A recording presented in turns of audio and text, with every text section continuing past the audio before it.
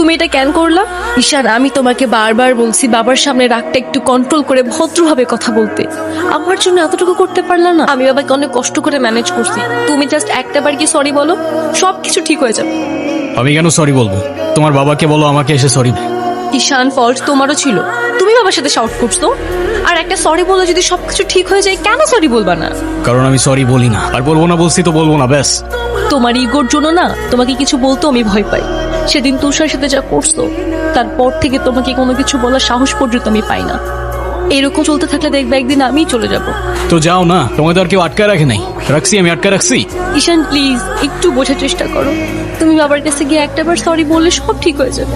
আরে আমি সরি বলবো না ভাই, বলবো না আমি সরি। এটাই কি তোমার শেষ ডিসিশন? এখন কি তোমার পেন আর পেপারে সাইন করে বলতে হবে নাকি? ঈশান, আমি যদি আজকে এখান থেকে চলে যাই, হয়তো আর কোনোদিন ফিরে আসবো না।